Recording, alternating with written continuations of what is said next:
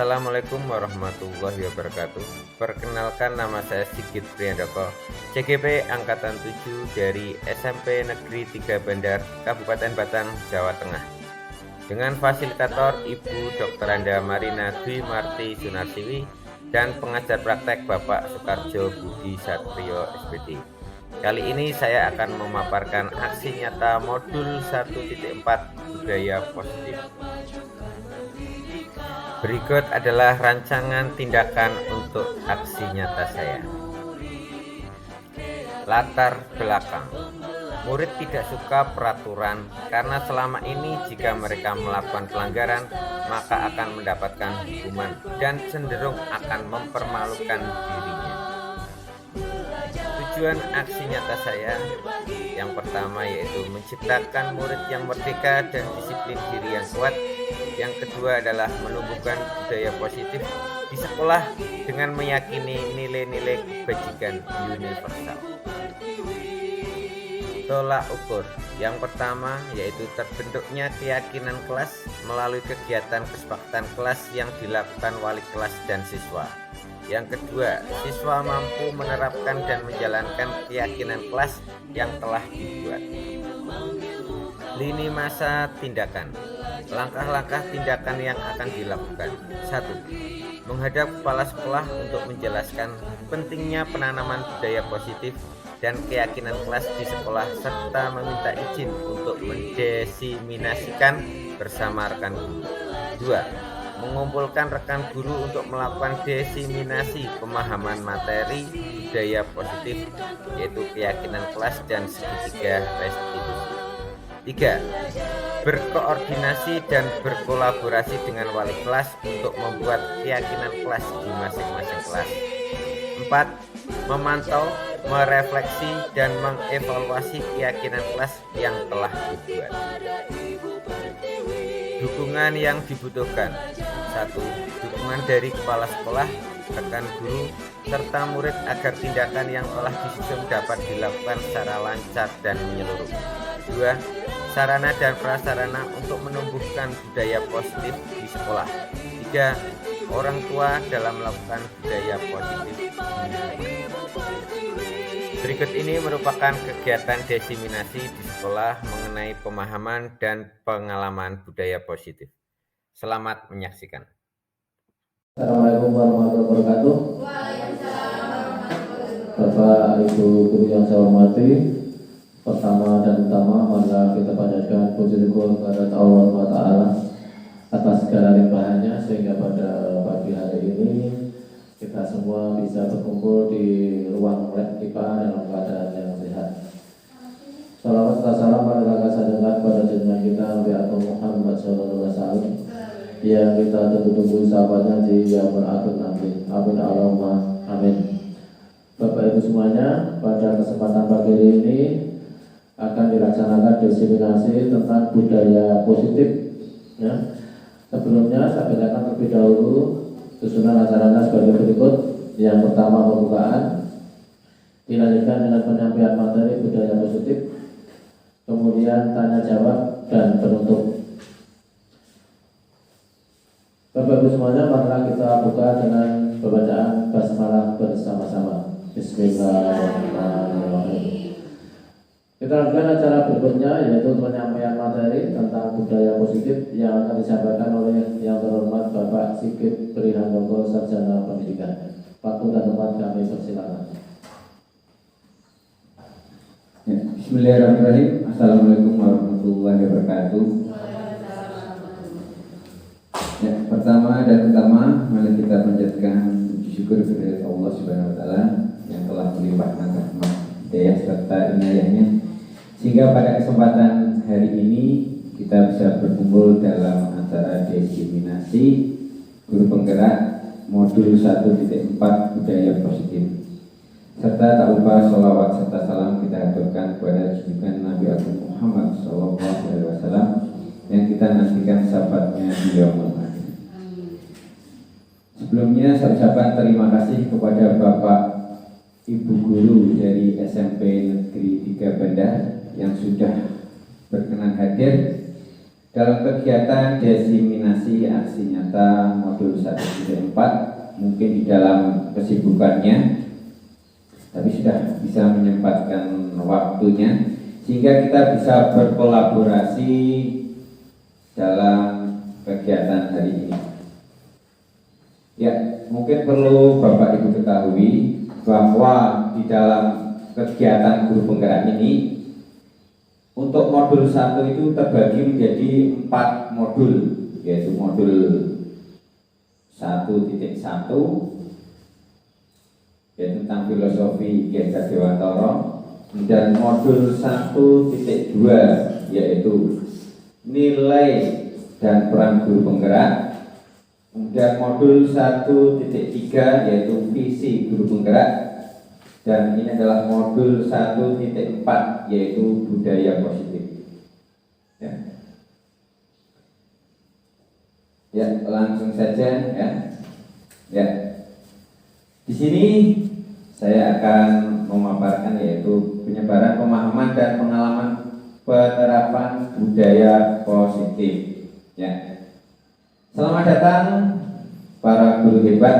Mari belajar bersama, berkolaborasi, saling mendukung demi mewujudkan disiplin positif di sekolah kita tercinta.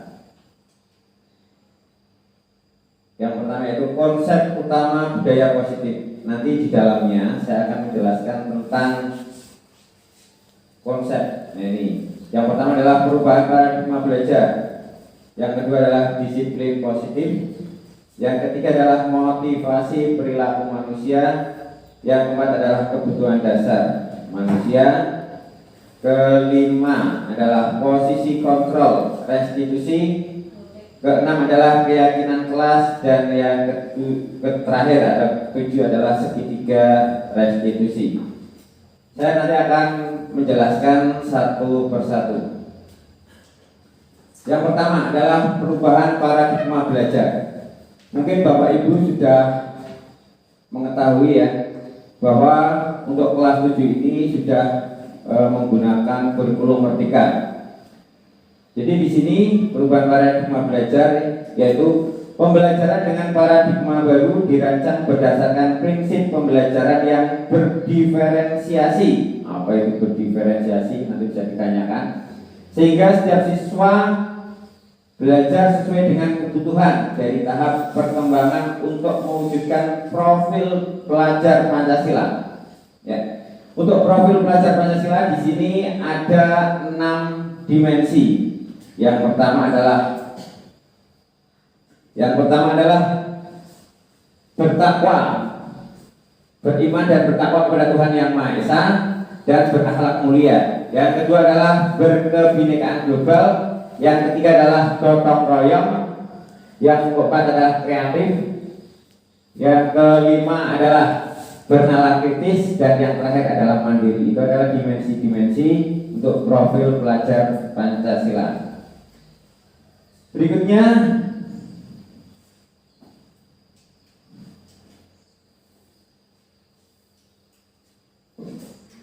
sampai enggak dibuka ini.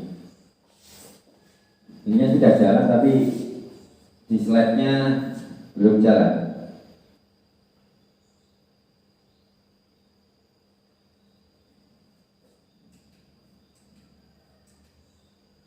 Mohon dibantu Pak Adi, mungkin bisa bantu slide-nya pakai manual saja. Iya. Bentar.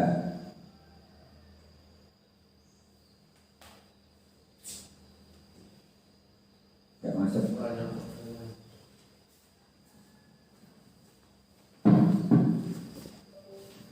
Perilaku Anda. Namun bila kita ingin memperbaiki cara-cara utama kita, maka kita perlu mengubah kerangka acuan kita.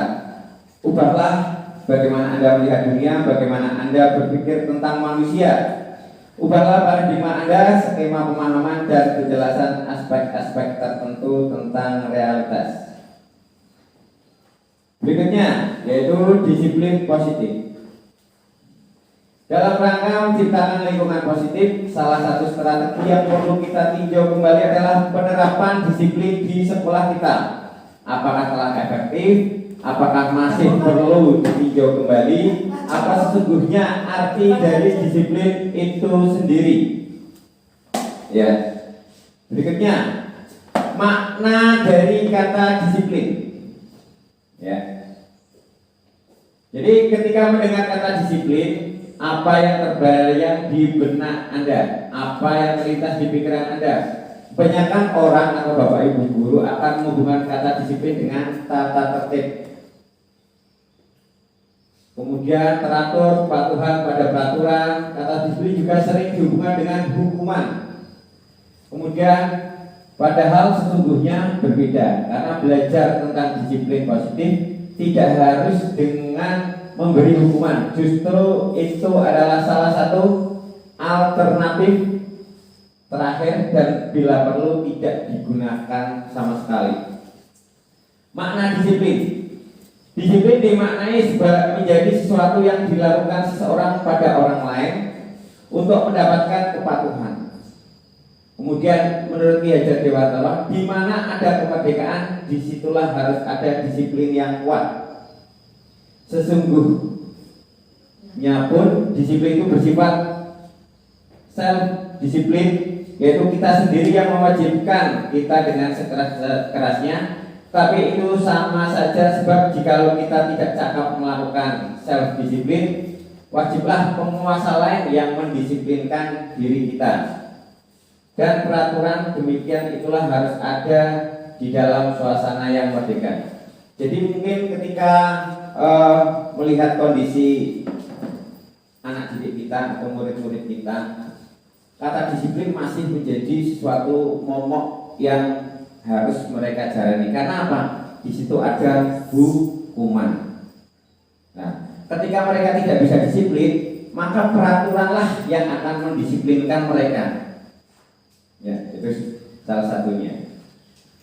Lanjut berikutnya adalah di situ Ki Hajar Dewantara itu menyatakan bahwa untuk mencapai kemerdekaan atau dalam konteks pendidikan kita saat ini, untuk menciptakan murid yang merdeka, syarat utamanya adalah harus ada disiplin kuat. Nah ini, kalau memang mungkin di kurikulum merdeka saat ini itu bukan berarti terus mereka atau murid itu bebas semaunya sendiri, ya, tapi harus tetap disiplin harus diutamakan.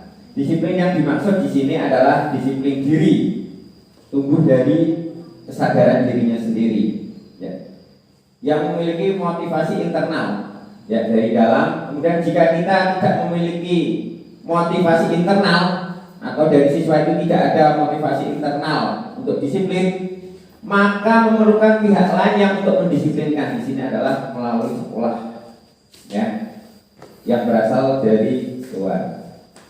Berikutnya adalah motivasi perilaku manusia. Nilai-nilai kebajikan universal. Menurut Ki Hajar Dewantara maupun Diana Gosset, disiplin sebagai bentuk kontrol diri, yaitu belajar untuk kontrol diri agar dapat mencapai suatu tujuan mulia. Tujuan mulia di sini mengacu pada nilai-nilai atau prinsip-prinsip mulia yang dianut seseorang. Ya, kita namakan nilai tersebut adalah nilai-nilai kebajikan yang universal.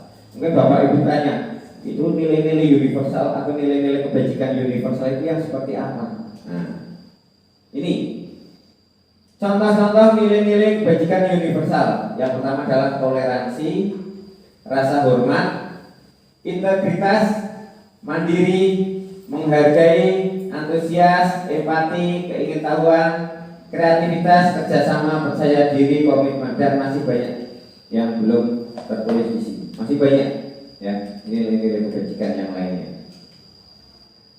Kemudian kebutuhan dasar manusia. Apa itu kebutuhan dasar manusia? Yaitu seluruh tindakan manusia pasti memiliki tujuan tertentu. Semua yang kita lakukan adalah usaha terbaik kita untuk mendapatkan apa yang kita inginkan. Ketika kita mendapatkan apa yang kita inginkan, sebetulnya saat itu kita sedang memenuhi satu atau lebih dari satu kebutuhan dasar kita. Nah, untuk pembagiannya, yaitu kebutuhan dasar manusia itu terbagi menjadi 5. Yang pertama adalah kebutuhan bertahan hidup. Yang kedua adalah kebutuhan kasih sayang dan rasa diterima. Yang ketiga adalah kebutuhan penguasaan, yaitu kebutuhan pengakuan atas kemampuan. Yang keempat adalah kebebasan akan pilihan. Dan yang kelima adalah kesenangan, kebutuhan yang untuk merasa senang. Ini adalah 5 kebutuhan dasar manusia. Akan saya jelaskan satu persatu di sini. Ya. Kebutuhan bertahan hidup atau survival di sini adalah kebutuhan bertahan hidup adalah kebutuhan yang bersifat fisiologis untuk bertahan hidup. Misalnya adalah kesehatan, rumah, makanan, kebutuhan biologis, proses reproduksi. Ya, ini kebutuhan bertahan hidup nih salah satunya, Pak Wahyu. Ya, reproduksi ya. Termasuk kebutuhan untuk bertahan hidup ini. Komponen psikologis pada kebutuhan ini meliputi kebutuhan akan perasaan aman. Mungkin di sini ya ini bisa dikatakan dalam guru IPS itu adalah kebutuhan primer pokok. Ya, jadi seperti itu. Jadi sandang, pangan, papan itu untuk bertahan hidup. Kalau nggak punya rumah untuk bertahan hidup akan susah. Ya. Lanjut, berikutnya adalah kebutuhan akan kasih sayang dan rasa diterima. Kebutuhan untuk diterima. Kebutuhan untuk disayangi dan diterima meliputi kebutuhan akan hubungan dan koneksi sosial, kebutuhan untuk memberi dan menerima kasih sayang, dan kebutuhan untuk merasa menjadi bagian dari suatu kelompok. Kebutuhan ini juga meliputi keinginan untuk tetap terhubung dengan orang lain seperti teman, keluarga, pasangan hidup, teman kerja, ya, binatang peliharaan, kelompok. Ya, jadi untuk hari ini kita adalah hari ini tidak dipungkiri bahwa kasih sayang itu diperlukan untuk kegiatan terutama di sekolah. Ya, salah satunya bisa rekan kerja dengan anak, ya, dalam bentuk seperti itu. Kemudian yang ketiga yaitu penguasaan, yaitu kebutuhan pengakuan atas kemampuan. Kebutuhan ini berhubungan dengan kekuatan untuk mencapai sesuatu, menjadi kompeten, menjadi terampil, diakui atas prestasi dan keterampilan kita, didengarkan dan memiliki rasa harga diri. Kebutuhan ini meliputi keinginan untuk dianggap berharga. Nah, ini urusannya sama harga diri. Bisa membuat perbedaan, bisa membuat pencapaian, kompeten, diakui, dihormati. Ini meliputi self esteem dan keinginan untuk meninggalkan pengaruh. Ya, jadi kita tetap butuh pengakuan, ya. Kita dihormati, kemudian dihargai, ya, di sini, ya. Tidak disepelekan. Nah, ini salah satunya adalah pengakuan. Kemudian yang keempat adalah kebebasan, kebutuhan akan pilihan. Kebutuhan untuk bebas adalah kebutuhan akan kemandirian, otonomi, memiliki pilihan, dan mampu mengendalikan arah hidup seorang. Anak-anak dengan kebutuhan kebebasan yang tinggi menginginkan pilihan jauh lebih banyak. Mereka perlu banyak bergerak, suka mencoba-coba, tidak terlalu terpengaruh orang lain, dan senang mencoba hal baru dan menarik. Yang terakhir, yaitu kebutuhan yang terakhir, yaitu kebutuhan akan kesenangan. Kebutuhan untuk mencari kesenangan, bermain dan tertawa, membayangkan hidup tanpa kenikmatan apapun, betapa menyedihkan. Nah, ini salah satunya, ya. Dasar hubungan kebutuhan akan kesenangan dengan belajar. Semua hewan dengan tingkat intelijensi tinggi seperti anjing, lumba-lumba, primata bermain.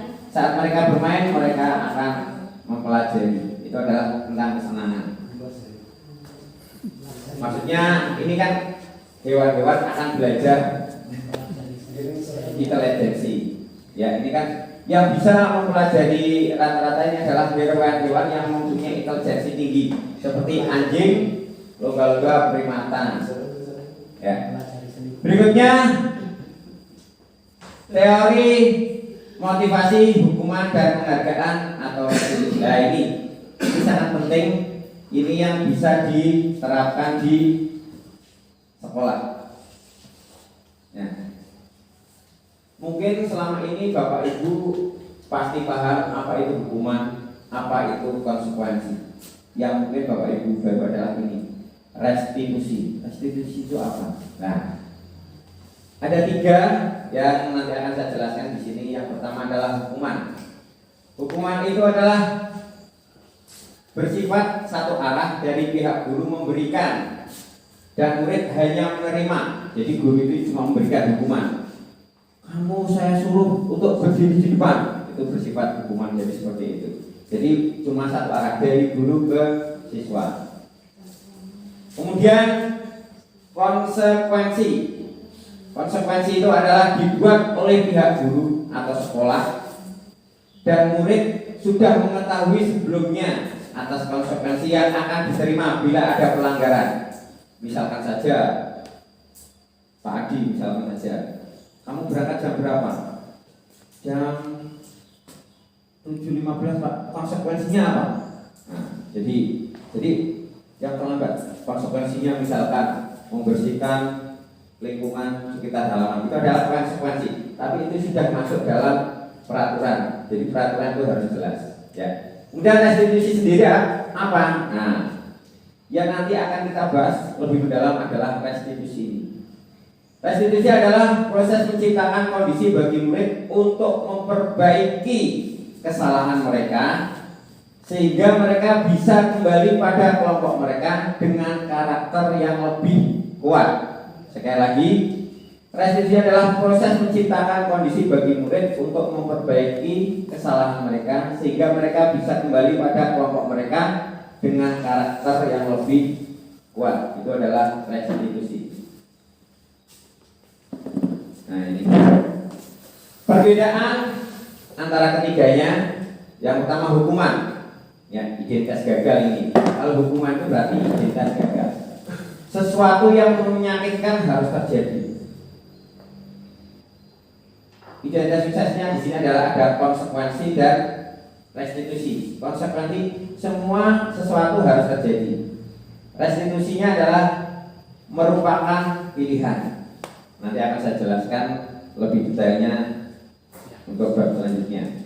Kemudian hukuman, tidak nyaman untuk murid. Jadi yang kena hukuman itu murid mesti tidak akan nyaman. Anak untuk jangka waktu yang panjang, agak panjang ini, ya. Mungkin sampai kalau cukup waduh ini. Kemudian untuk konsekuensi tidak nyaman untuk jangka waktu yang pendek karena langsung tahu konsekuensinya. Ya. Kemudian untuk restitusi yaitu menguatkan untuk murid atau anak dalam waktu yang panjang, menguatkan. Kemudian hukuman, korban mendapatkan keadilan. Korban bisa diabaikan, jadi tidak ada korban di konsekuensi ini. Korban mendapatkan ganti. Kemudian hukuman, murid atau anak akan tersakiti kalau hukuman. Kemudian konsekuensi, murid atau anak dibuat tidak nyaman karena ada konsekuensi peraturan, murid tidak akan nyaman. Wah, kalau saya telat masuk kelas sampai ada konsekuensinya, nah, itu dibuat tidak nyaman. Tapi kalau restitusi, murid akan mendapatkan penguatan. Seperti apa nanti akan saya jelaskan lebih detail. Posisi kontrol restitusi. Berdasarkan pada teori kontrol Dr. William Glasser, yaitu berkesimpulan ada 5 posisi kontrol yang diterapkan seorang guru, orang tua ataupun atasan dalam melakukan kontrol. 5 posisi kontrol tersebut adalah 5 itu adalah penghukum. Nah, ini penghukum.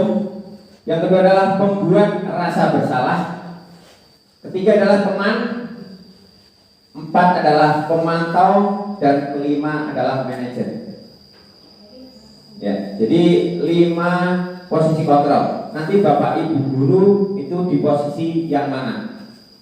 Ya, dari 5 itu apakah penghukum atau pembuat rasa bersalah, ataukah sebagai teman atau pemantau ataukah sebagai manajer. penghukum. Seorang penghukum bisa menggunakan hukuman fisik maupun verbal, bisa menggunakan kekerasan atau dengan ucapan. Orang-orang yang menjalankan posisi penghukum senantiasa mengatakan bahwa sekolah memerlukan sistem atau ada alat yang dapat lebih menekan murid-murid lebih dalam lagi. Guru-guru yang menerapkan posisi penghukum akan berkata, ini patuhi aturan saya atau awas. Biasanya seperti itu. Guru-guru yang menggunakan penghukum ya, posisi penghukum. Kamu selalu saja salah. Nah, seperti itu. Selalu, pasti selalu. Yang terakhir, ya. Kemudian guru seperti ini senantiasa percaya hanya ada satu cara agar pembelajaran bisa berhasil, yaitu dengan cara dia. Iya. Jadi intinya kamu salah. Ini biasanya tipikal itu ciri-cirinya itu biasanya gurunya matanya melotot, ya, amarah, ya, emosi, ya, jadi seperti itu. Ya, makanya ini berarti tapi di sini nggak ada ya, nggak ada ya, yang menggunakan penghukum ya, nggak ada ya, itu penghukum. Ini adalah posisi kontrol yang paling rendah sebagai seorang guru. Penghukum itu adalah posisi kontrol yang paling rendah. Iya.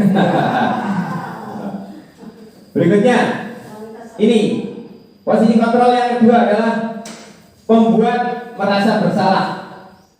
Posisi ini biasanya guru akan bersuara lebih lembut, ya, menggunakan keheningan yang membuat orang lain merasa tidak nyaman. Seperti murid jadi tidak nyaman, merasa bersalah atau rendah diri. Kata-kata yang keluar dengan lembut akan seperti, ibu sangat kecewa sekali dengan kamu, ya. Tidak menunjukkan amarah, seperti beda dengan ketika tadi penghukum, ya, penghukum. Berapa kali bapak harus memberitahu kamu ya, jadi seperti itu, lebih slow, ya. Gimana coba kalau orang tua kamu tahu kamu berbuat begini?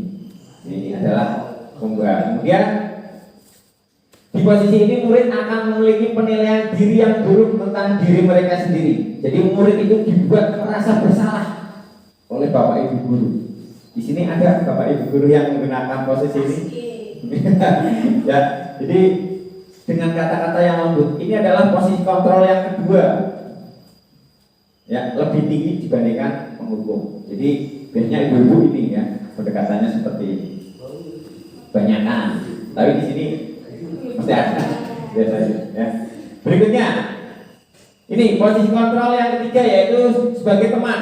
Guru itu merasa sebagai teman. Kalau ada anak-anak seperti ini, guru pada posisi ini tidak akan menyakiti murid, namun akan tetap berupaya mengontrol murid melalui persuasi.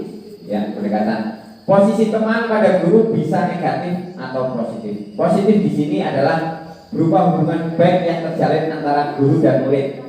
Guru di posisi teman menggunakan hubungan baik dan humor untuk mempengaruhi seseorang.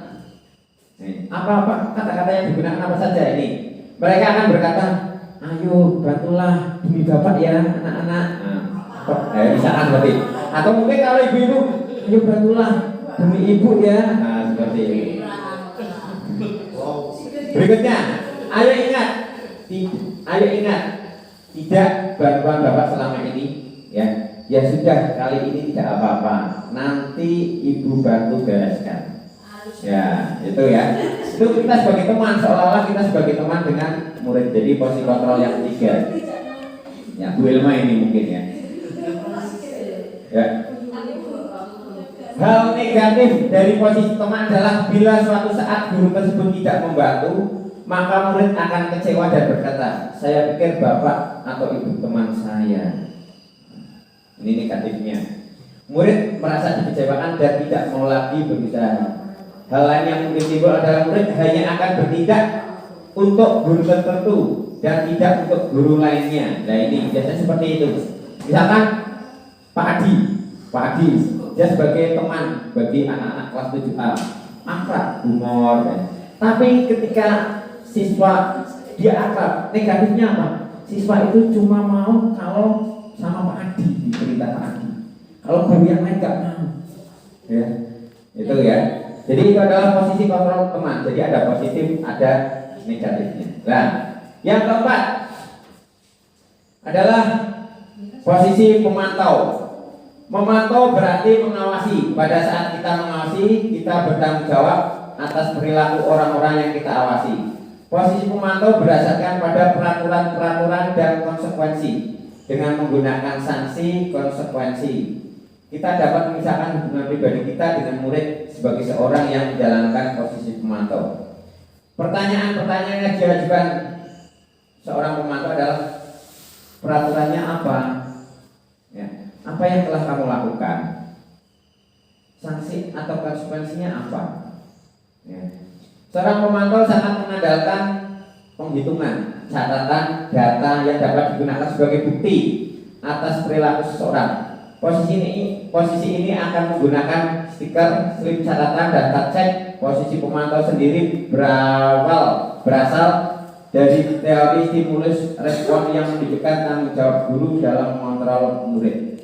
Jadi di sini ada stimulus, ada respon, ya. Mesti tahu alasannya. Misalkan ada murid yang melanggar, harus tahu alasannya apa dulu. Ya, kamu tahu nggak peraturannya apa? Kamu nggak tahu nggak konsekuensinya apa? Ya, jadi di situ memantau. Nah ini posisi yang paling tinggi adalah posisi sebagai manajer. Posisi terakhir yaitu manajer adalah posisi di mana guru berbuat sesuatu bersama dengan murid.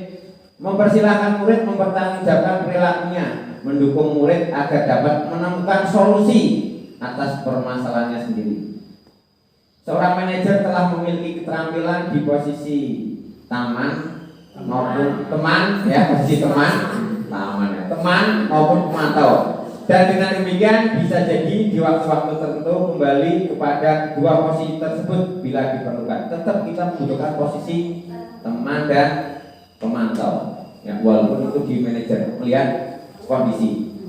Namun bila kita menginginkan murid-murid kita menjadi manusia yang merdeka, mandiri dan bertanggung jawab, maka kita perlu mengacu kepada restitusi yang dapat menjadikan murid kita seorang manajer bagi dirinya sendiri.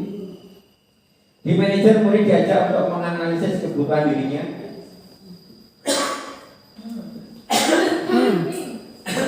maupun kebutuhan orang lain. Di sini penekanan bukan pada kemampuan membuat konsekuensi, namun dapat berkolaborasi dengan murid bagaimana memperbaiki kesalahan yang ada. Ya. Seorang manajer akan berkata, apa yang kita yakini? Apa yang kita yakini? Kembali pada keyakinan kelas. Apakah kamu meyakininya? Jika kamu meyakininya, apakah kamu bersedia untuk memperbaikinya? Jika kamu memperbaiki ini, hal ini menunjukkan apa tentang dirimu? Apa rencanamu untuk memperbaiki hal ini? Tugas seorang manajer bukan untuk mengatur perilaku seseorang. Kita membimbing murid untuk dapat mengatur dirinya. Seorang manajer bukannya memisahkan murid dari kelompoknya, tapi mengembalikan murid tersebut ke kelompok dengan lebih baik dan lebih kuat. Jadi manajer di sini tidak boleh mengatur. Jadi supaya mereka mencari murid itu bisa menjadi mengontrol dirinya sendiri. Nah ini keyakinan kelas. Apa itu keyakinan kelas? Mungkin Bapak Ibu baru pertama kali ya keyakinan kelas. Biasanya mesti peraturan kelas yang ada, tapi di sini adalah keyakinan kelas. Pertanyaan pemantik, apa itu keyakinan kelas? Apa itu bedanya dengan peraturan kelas? Mengapa keyakinan kelas? Mengapa tidak peraturan kelas saja? Jawablah pertanyaan-pertanyaan berikut ini. Mengapa kita memiliki peraturan tentang penggunaan helm pada saat mengendarai kendaraan roda 2 atau motor? Kemungkinan jawabannya adalah untuk keselamatan. Mengapa kita memiliki peraturan tentang penggunaan masker dan mencuci tangan setiap hari? Kemungkinan jawabannya adalah untuk kesehatan atau keselamatan. Kalau peraturan kan jelas wajib memakai helm. Jelas itu peraturan misalkan untuk kendaraan bermotor. Dan wajib misalkan setelah menggunakan masker dan cuci tangan. Itu adalah peraturannya. Tetapi di dalamnya adalah untuk apa? Nah, ini untuk keselamatan, untuk kesehatan. Nilai-nilai keselamatan dan kesehatan inilah yang kita sebut dengan suatu keyakinan, yaitu nilai-nilai kebajikan universal yang disepakati secara tersirat dan tersurat, lepas dari latar belakang suku, negara, bahasa maupun agama. Seperti yang sudah disampaikan sebelumnya pada pembelajaran tentang nilai-nilai kebajikan, bahwa menekankan pada keyakinan seorang akan lebih memotivasi seorang dari dalam. Seorang akan lebih tergerak dan bersemangat untuk menjalankan keyakinannya daripada hanya sekedar mengikuti serangkaian peraturan tertulis tanpa makna. Ya. Pembentukan keyakinan sekolah atau kelas. Yang pertama adalah keyakinan kelas bersifat lebih abstrak daripada peraturan yang lebih rinci. Jadi kalau peraturan di kelas itu lebih rinci, tidak boleh memakai sepatu ke dalam kelas. Nah, itu tertulis. Tapi keyakinan kelasnya apa? Di situ adalah tentang disiplin, tentang menjaga kebersihan. Jadi seperti itu salah satu contohnya. Keyakinan kelas berupa pernyataan-pernyataan universal. Pernyataan keyakinan kelas senantiasa dibuat dalam bentuk positif. Keyakinan kelas hendaknya tidak terlalu banyak sehingga mudah diingat dan dipahami oleh semua warga kelas. Keyakinan kelas sebaiknya sesuatu yang dapat diterapkan di lingkungan tersebut. Semua warga kelas hendaknya ikut berkontribusi dalam pembuatan keyakinan kelas lewat kegiatan curah pendapat. Bersedia meninjau kembali keyakinan kelas dari waktu ke waktu. Ya. Misalkan saja ini keyakinan kelas di kelas 7. Ya, yaitu hormat, tidak usah banyak-banyak, tadi sudah dijelaskan. Hormat, bekerja, diterima, dan dimiliki. Hormat itu apa? Berarti kami meyakini bahwa sangat penting untuk menghormati semua orang dan barang milik orang lain. Ini sudah jelas. Berarti di situ tidak usah tertulis dilarang mencuri, ya, seperti itu. Ya, sudah jelas saling menghormati. Dilarang membuli. Ya, berarti di sini keyakinan ini saling hormat. Kemudian bekerja, kami meyakini bahwa sangat penting untuk mengerjakan segala pekerjaan atau mengikuti kegiatan yang telah ditugaskan. Ya, bekerja. Jadi kalau ada tugas PR, berarti keyakinan kelasnya adalah selalu bekerja. Diterima dan dimiliki. Kami meyakini bahwa sangat penting untuk merasa diterima pada suatu kelompok dan saling peduli satu dengan yang lain. Ya. Yang terakhir adalah segitiga restitusi. Apa itu segitiga restitusi? Ya. Restitusi adalah proses menciptakan kondisi bagi murid untuk memperbaiki kesalahan mereka sehingga mereka bisa kembali pada kelompok atau dengan karakter yang lebih kuat. Ya. Segitiga restitusi ada 3. Yang pertama adalah menstabilkan identitas, yang kedua adalah validasi tindakan yang salah, dan yang ketiga adalah menanyakan keyakinan. Menstabilkan identitas yaitu kita semua akan melakukan hal terbaik yang bisa kita lakukan. Validasi tindakan yang salah adalah semua perilaku memiliki alasan. Menanyakan keyakinan adalah kita semua memiliki motivasi internal, ya. Jadi dari dalam. Di sini, ini segitiga restitusi. Ya, keyakinan kelas apa yang telah kita miliki, kamu ingin menjadi orang seperti apa, ini di sini, ya. Ya, saya jelaskan satu-satu tentang 3 segitiga restitusi. Ya. Anak yang melanggar peraturan karena sedang mencari perhatian adalah anak yang sedang mengalami kegagalan. Dia mencoba untuk memenuhi kebutuhan dasarnya, namun ada benturan. Kalau kita mengkritik dia, maka kita akan tetap membuatnya dalam posisi gagal. Kalau kita ingin ia menjadi reflektif, maka kita harus meyakinkan si anak dengan cara mengatakan kalimat-kalimat ini, ya. Berbuat salah itu tidak apa-apa. Ini menstabilkan identitas, ya. Berbuat salah itu tidak apa-apa. Tidak ada manusia yang sempurna, ya. Saya juga pernah melakukan kesalahan seperti itu. Kita bisa menyelesaikan ini. Bapak Ibu tidak tertarik mencari siapa yang salah, tapi Bapak Ibu ingin mencari solusi dari permasalahan ini, ya. Kamu berhak merasa begitu. Apakah kamu sedang menjadi teman yang baik buat dirimu sendiri, ya. Jadi ini adalah kata-kata untuk menstabilkan identitas. Dia merasa tenang. Jadi nanti dalam melakukan memanggil, misalkan ada siswa yang melanggar, kita sebaiknya menggunakan segitiga restitusi. Kata-kata yang digunakan seperti ini, ya. Tapi yang kedua seperti ini, ya. Yang pertama dalam menstabilkan identitas, yang kedua dalam validasi tindakan yang salah. Kita mungkin tidak suka sikap seorang anak yang terus-menerus merengek, tapi bila sikap itu mendapat perhatian kita, maka itu telah memenuhi kebutuhan anak tersebut. Kalimat-kalimat di bawah ini mungkin terdengar asing buat guru, namun bila dikatakan dengan nada tanpa menghakimi, akan memvalidasi kebutuhan mereka. Ini kata-katanya. Padahal kamu bisa melakukan yang lebih buruk dari ini, ya. Kamu pasti punya alasan mengapa melakukan itu. Kamu patut bangga pada dirimu sendiri karena kamu telah melindungi sesuatu yang penting buat kamu. Kamu boleh mempertahankan sikap itu, tapi kamu harus menambahkan sikap yang baru. Ini adalah validasi tindakan salah. Mungkin yang sering kita gunakan ada ini, ya. Kamu pasti punya alasan mengapa melakukan hal ini paling banyak.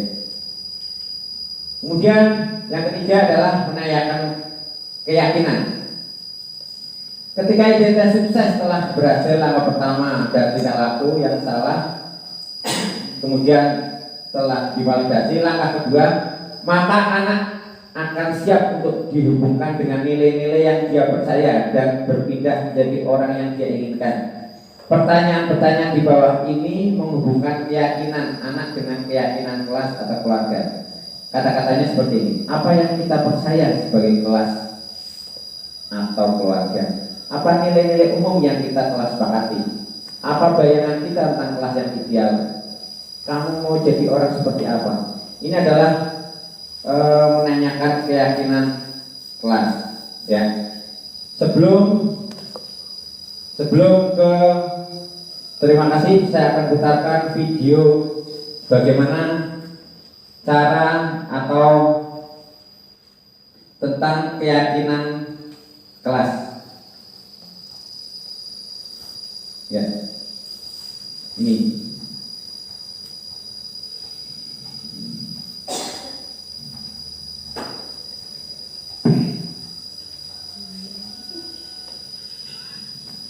gak dengar suaranya, ya. Mas Romi dibantu untuk suaranya tadi. Ini jadi terlambat datang ke sekolah. Ya, ya, ini contoh, salah satu contoh, ya. Ya, seperti itu. Jadi kita kemarin saya membuat seperti rekonstruksi, ya. Jadi seperti itu. Ya. Berikutnya, ya. Ya, penanganannya.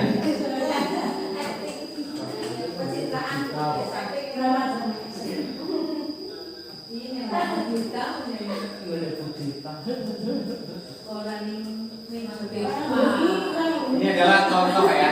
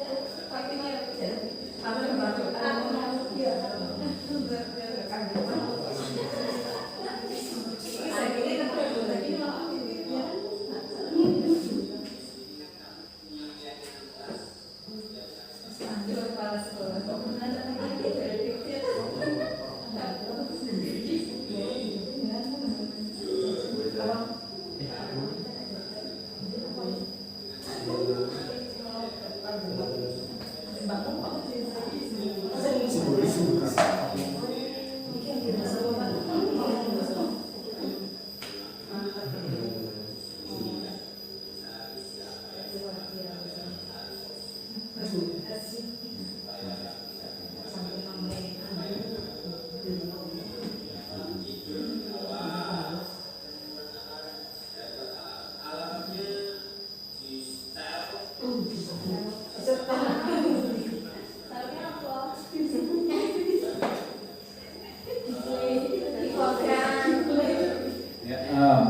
bisa dicermati ya.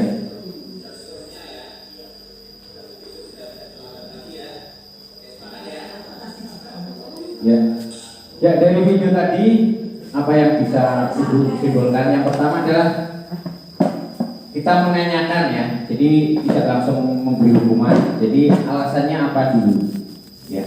Kemudian di sini akan mencari solusi, ya. Tidak mencari siapa yang salah, tapi adalah mencari solusi bersama. Bagaimana kemudian yang ketiga adalah keyakinan kelasnya, ya. Itu adalah contoh yang pertama, ya. Berikutnya contoh yang kedua, ya ini. Jika posisinya adalah ini Afsal ya, mencontek seperti ini. Jadi apakah tindakan yang nanti Bapak Ibu lakukan? Ya. Ya. Jadi seperti ini. Ya.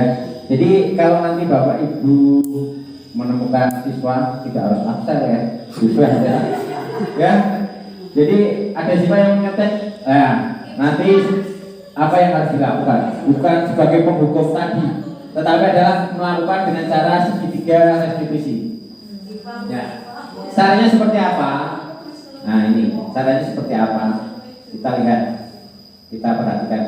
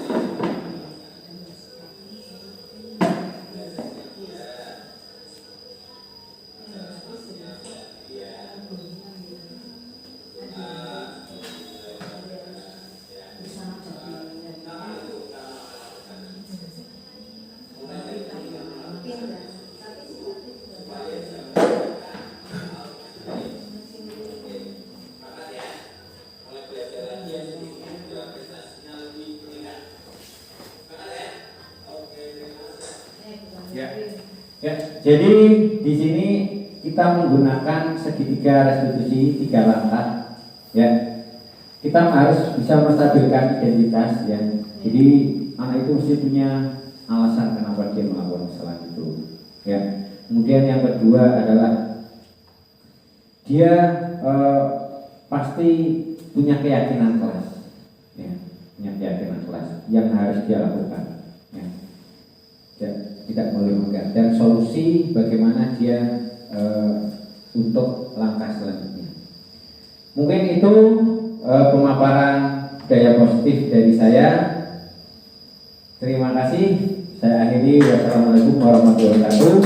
Untuk selanjutnya waktu saya serahkan ke moderator Bapak Minardi untuk membuka sesi tanya jawab. Monggo. Terima kasih kepada Pak Sigit yang telah mengeluarkan materi. Kita lanjutkan, berikutnya adalah tanya jawab. Bapak Ibu kalau ada hal yang tidak atau belum jelas apa yang pernah disampaikan oleh Bapak Sigit, silakan kita berikan waktu kepada Bapak Ibu untuk menanyakan.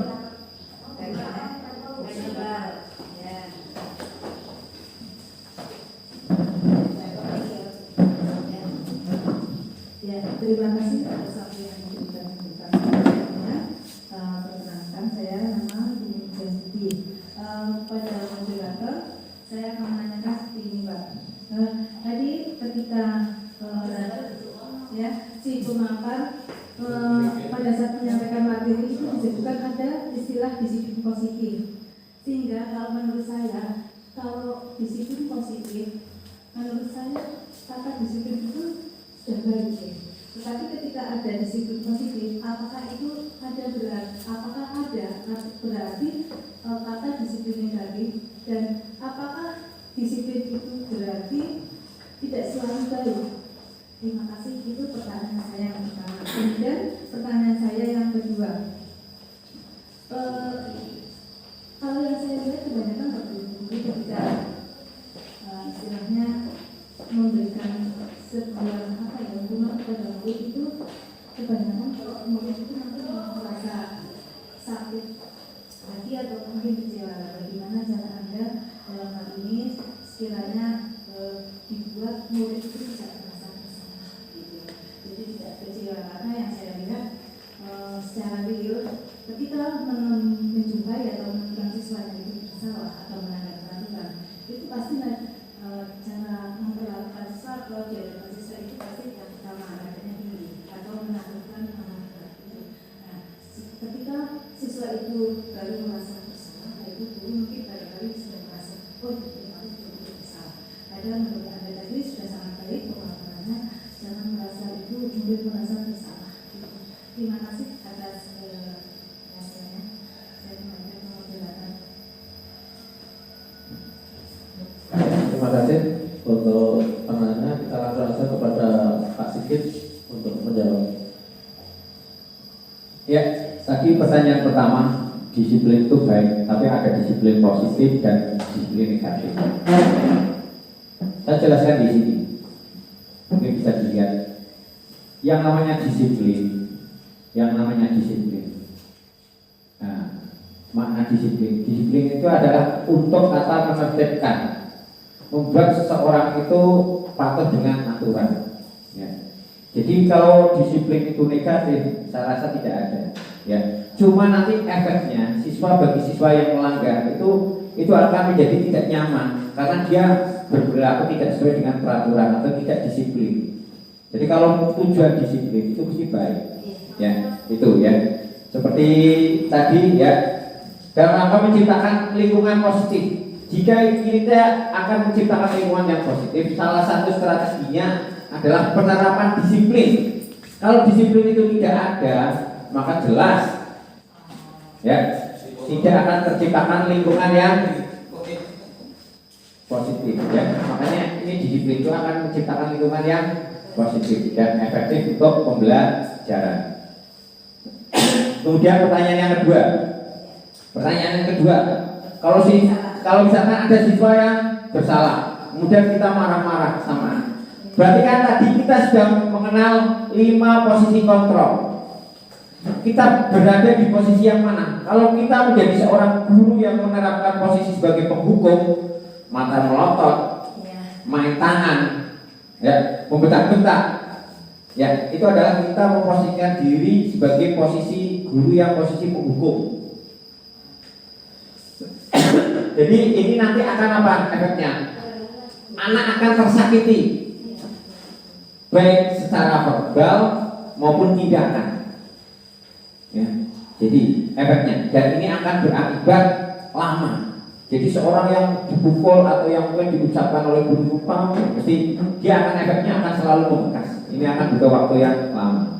Ya, itu adalah posisi kontrol yang paling rendah di antara 5 posisi itu sebagai penghukum. Dan kalau bisa itu sudah tidak ada diterapkan di sekolah SMP kita tercinta. Ya, ya itu. Jadi paling bagus itu ya sebagai manajer. Manajer itu jadi siswa itu mencari tadi seperti tadi restitusi, kembali ke sistem restitusi. Jadi siswa mencari solusi dari permasalahannya sendiri. Oke Pak Ruli, kamu kok gak menggambar kenapa? Saya gitu Pak, alasannya waktunya enggak. Biar waktunya ada kamu harus gimana? Ya harus gini Pak. Nah kamu sanggup gak melakukan ini? Mulai kapan? Jadi solusi itu. Jadi restitusi itu ya melalui 3 langkah atau segitiga restitusi kita harus terapkan. Ya. Jadi seperti itu manajer. Tetapi melihat situasi kita bisa posisi sebagai teman. Seperti Pak Pinardi mungkin dekat dengan anak, ngobrol, kamu ada masalah, tetap kita harus membutuhkan dalam situasi-situasi tertentu.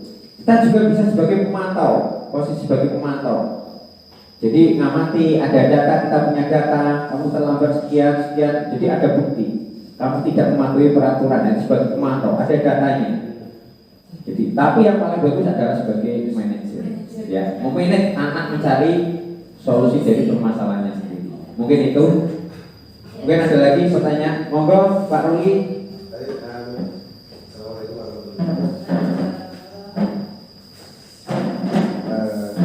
Tapi mungkin ada kenyataannya. Contoh di lapangan itu berbeda dengan teorinya.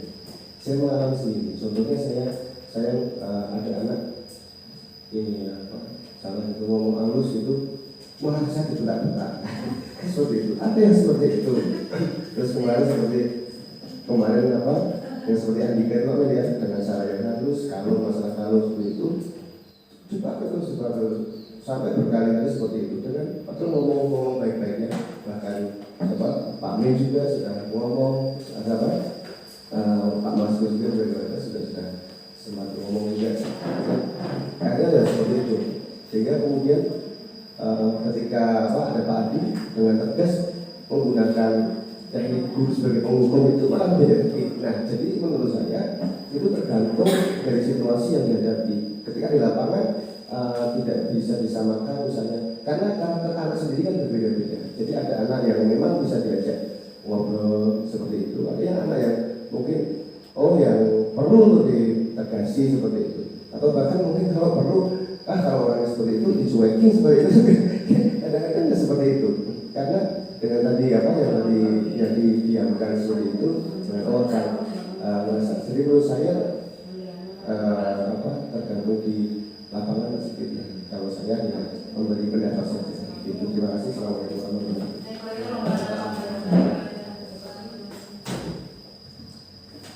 Ya, terima kasih Pak Ruli ya, Pak Ruli. Ya, memang kita harus sadar bahwa pada kenyataannya itu dengan karakter yang berbeda-beda, kita tidak bisa mensikapi sesuatu itu berdasarkan hanya teori semata. Cuma kita tidak tahu dulu bahwa ternyata ada 5 posisi kontrol. Itu yang pertama. Yang kedua, Pak, upacara bendera seperti tadi Pak Ruli, seperti anak, dan upacara bendera, anak itu kadang guyonan sendiri. Kenyataannya, ya. Kalau tidak yang guyonan, maju ke depan, ini mereka tidak akan diam. Jadi seperti itu. Jadi memang seperti tadi Pak Ruli, tetap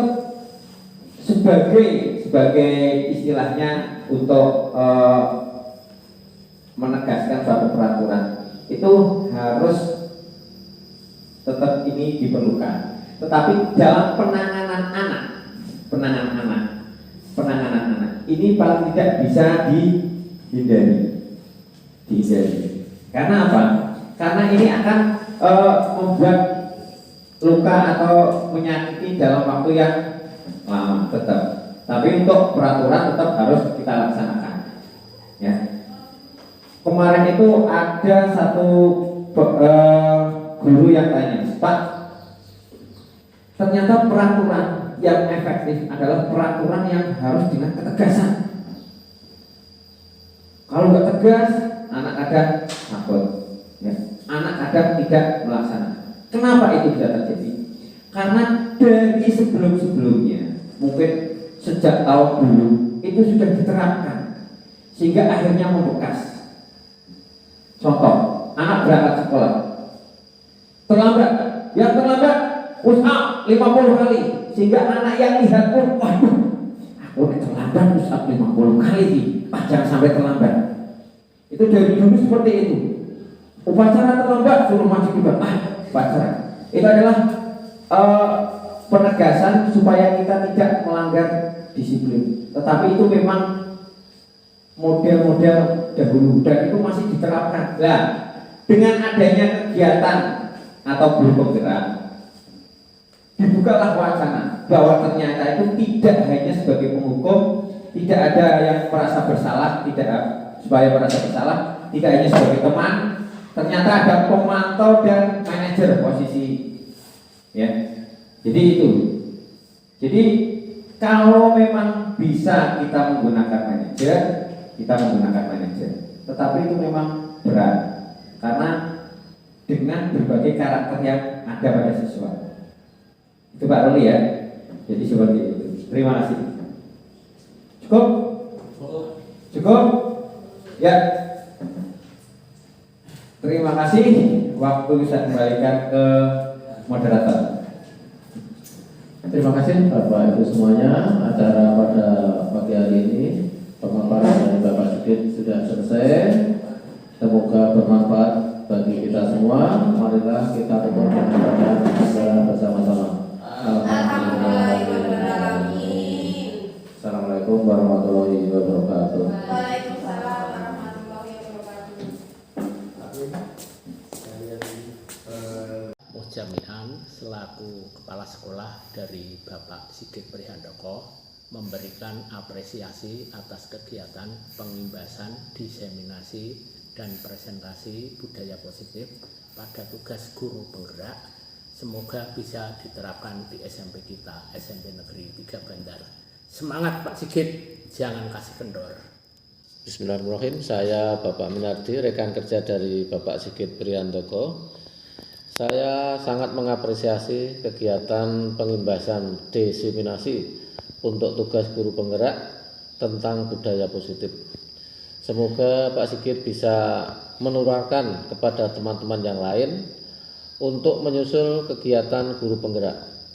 Semoga Pak Sigit selalu sukses. Tetap semangat Pak Sigit.